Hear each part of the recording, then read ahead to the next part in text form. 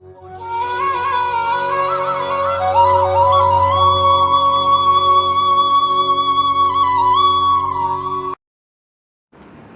பக்தர்களுக்கு என் அன்பு வணக்கங்கள்.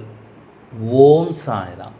என் அன்பு குழந்தையே, நீ ஒரு நிமிடம் எனக்காக ஒதுக்கி என் வாக்கை கேட்டால் உன் வாழ்வு வீணாகி விடாது. உனக்கே தெரியாமல் உன் வாழ்க்கை வீணாகி கொண்டிருக்கிறது என்பதை சொல்லத்தான் வந்தேன். புரியவில்லையா?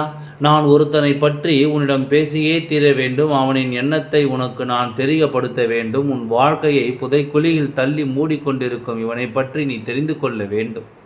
நீ இப்பொழுது நம்பிக்கொண்டிருக்கும் ஒரு உறவுக்கு சொந்தமானவனை பற்றி நான் சொல்ல வந்திருக்கின்றேன். எவன் ஒருவன் நல்லவன் என்று நீ நம்பிக்கையோடு அவன் கரங்களை பிடித்து கொண்டிருக்கின்றாயோ அவனுக்குள் இன்னொருவன் இருக்கிறான் என்பதை உன்னிடத்தில் சொல்ல வந்தேன்.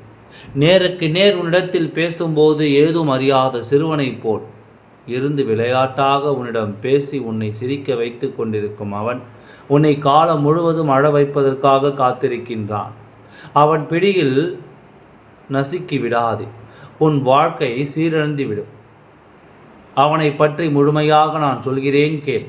அவனுடைய எண்ணத்தில் சுத்தம் இல்லை. அவனுடைய எண்ணம் முழுக்க எப்படிப்பட்ட எண்ணத்தை வைத்திருக்கிறான்?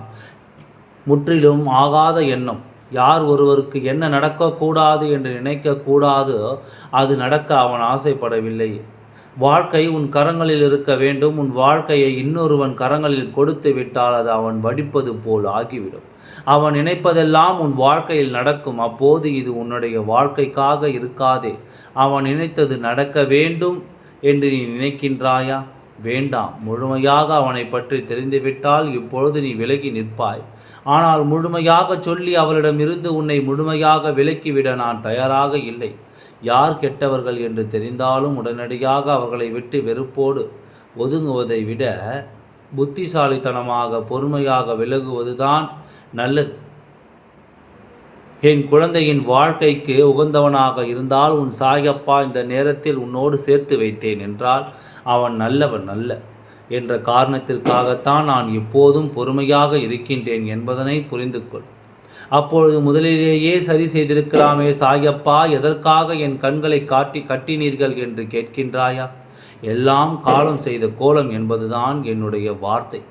நடந்தது நடந்து விட்டதாக இருக்கட்டும். இனியாவது புத்திசாலித்தனமாக இருந்து பொறுமையாக அவனை விட்டு நீ விலகி இருக்க வேண்டும்.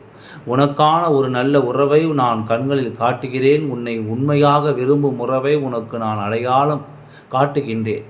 உன் வாழ்க்கை சீரழியாமல் நல்ல பாதையில் அழைத்து செல்ல தயாராக இரு. நல்லதே நடக்கும். ஓம் சாய்ராம். நன்றி, வணக்கம்.